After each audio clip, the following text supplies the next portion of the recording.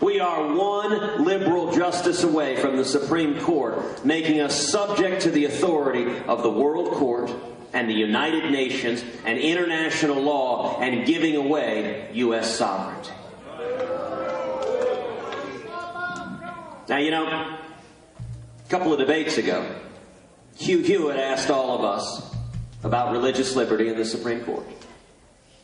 And Donald Trump turned to me and he said, "Ted, I've known a lot more politicians than you have." Now, in that, he's right. Donald has been supporting liberal Democratic politicians for 40 years. I have no experience doing that.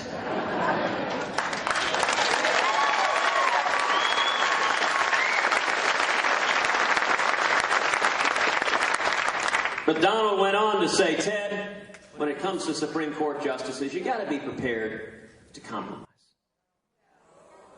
You got to negotiate with the Democrats and go along to get along."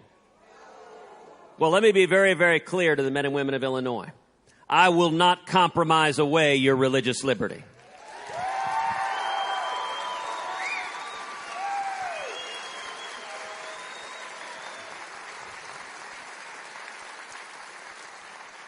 And I will not compromise away your Second Amendment right to keep and bear arms.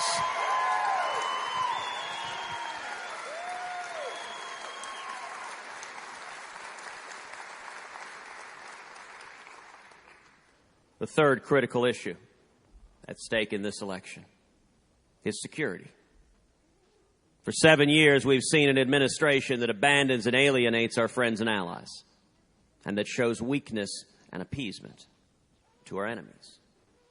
Again, 2 debates ago, Donald Trump explained to all of us if he were president, he would be neutral between Israel and the Palestinians. Well, let me be very, very clear. As president, I will not be neutral. America will stand unapologetically with the nation of Israel.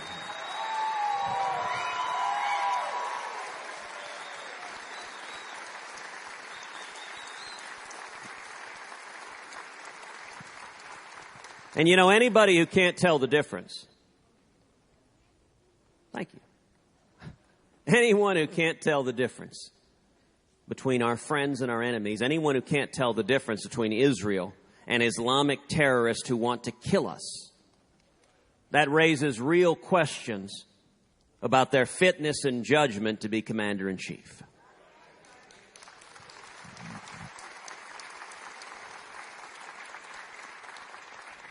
For 7 years, we've seen our military weakened. We've seen our readiness undermined. We've seen morale of our troops plummeting. And you know what? As a country, we've seen this before. We've seen another left-wing Democratic president, Jimmy Carter, weaken and undermine the military. And in January 1981, Ronald Reagan came into office.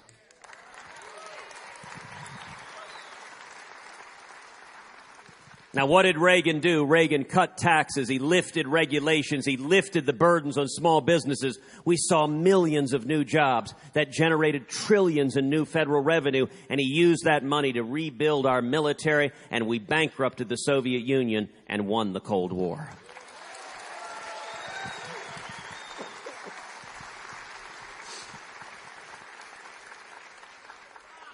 I intend to do the exact same thing with radical Islamic terrorism.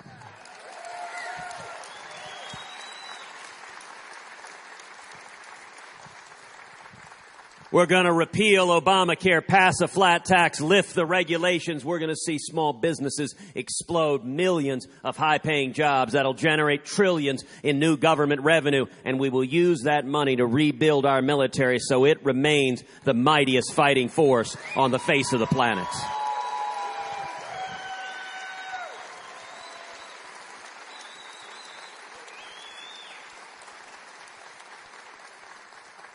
No longer will our military be governed by political correctness.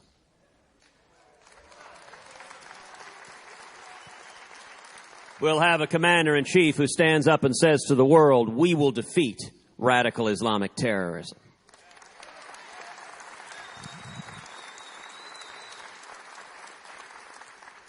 We'll have a president willing to utter the words, radical Islamic terrorism.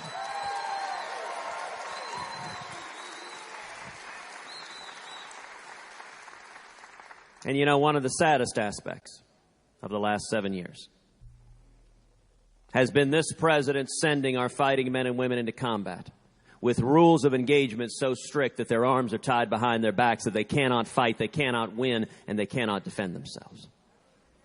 That is wrong. It is immoral.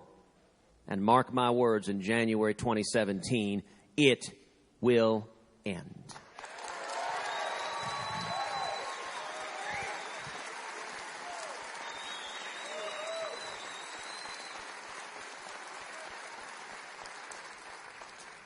America has always been reluctant to use military force. We are slow to anger.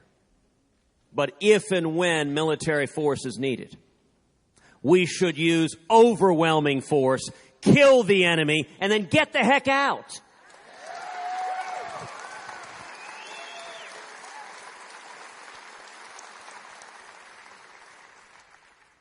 So tomorrow is Election Day.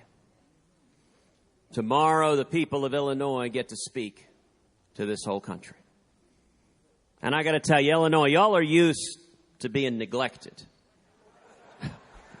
in Republican primaries. You're used to not having the attention you deserve, and even worse, you're used to suffering under failed left-wing Democratic policies.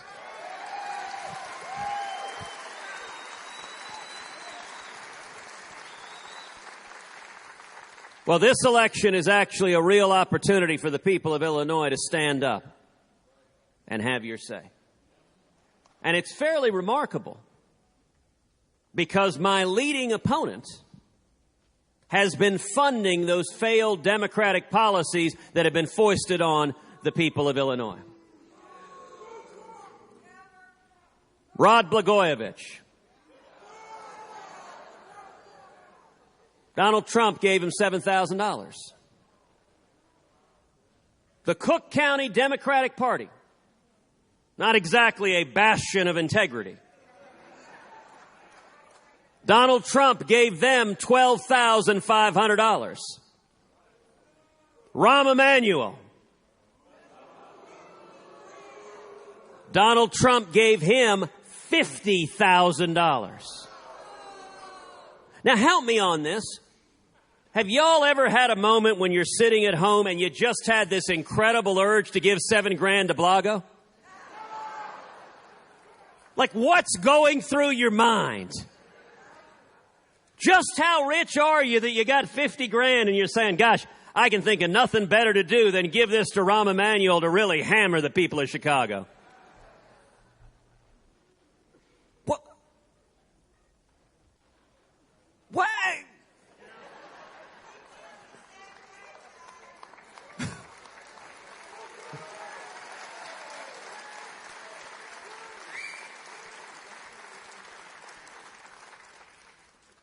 Let me talk for a minute to the 65 to 70% of Republicans in Illinois and nationally who recognize Donald Trump is not the best candidate to go head-to-head with Hillary Clinton.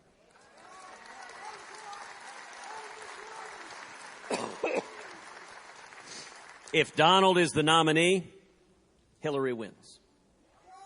And if Hillary wins, we lose the Supreme Court for a generation. We lose the Bill of Rights. Our kids are buried in debt, and their future is taken away.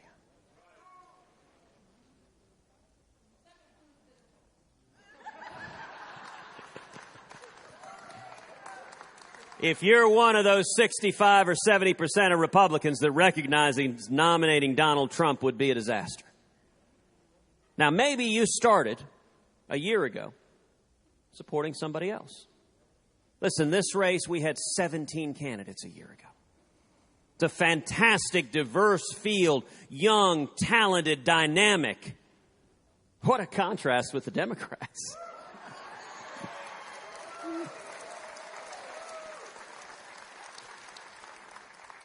And yet over the course of the year, the field is narrowed and narrowed and narrowed. That's what a primary does. And at this point, there is only one campaign that has repeatedly beaten Donald Trump and that can and will beat Donald Trump for this nomination.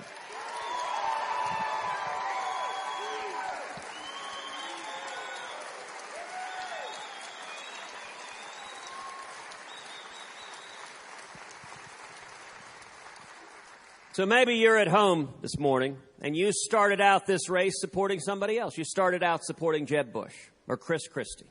You started out supporting Rand Paul or Mike Huckabee. You started out supporting Carly Fiorina or Dr. Ben Carson. Or even now, you're thinking about supporting Marco Rubio or John Kasich. Listen, every one of those are good, honorable, decent people. They're people I like. They're people I respect.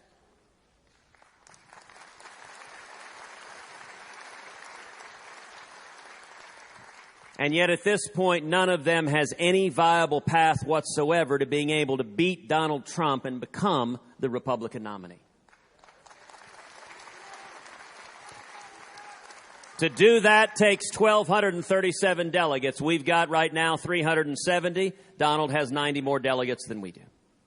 Everyone else is way, way, way behind.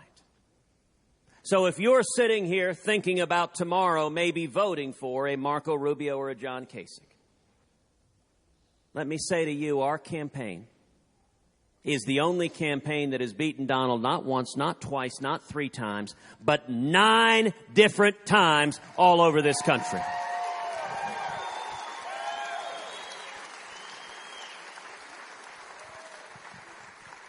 And so we welcome you to join us. If you don't want to see Donald Trump as the nominee, if you don't want to see Hillary Clinton as the president, then I ask you, come stand with us, stand united, and we welcome you with open arms as part of our team.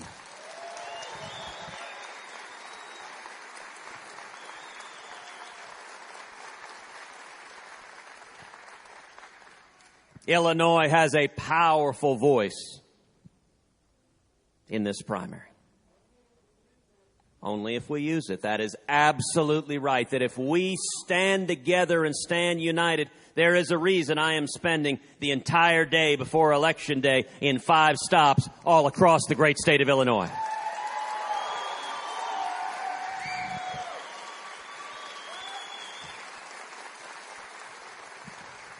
I want to ask everyone here this morning to come out tomorrow and vote for me 10 times.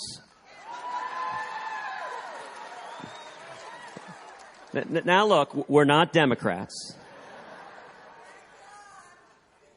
I'm not suggesting voter fraud. But if everyone here gets 9 other people to show up and vote tomorrow, you will have voted 10 times.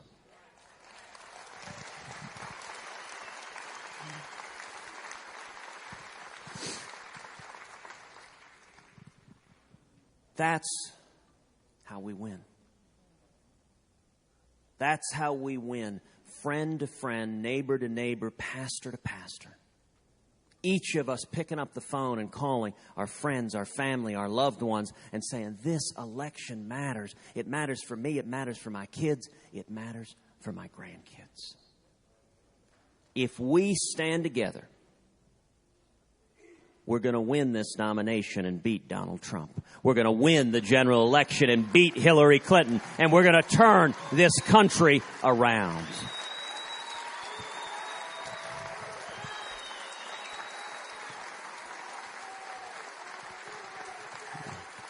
It took Jimmy Carter to give us Ronald Reagan. And I am convinced the most long-lasting legacy of Barack Obama is going to be a new generation of leaders in the Republican Party who stand and fight for liberty, who stand and fight for the Constitution, and who stand and fight for the Judeo-Christian values that built this great nation. Thank you, and God bless you.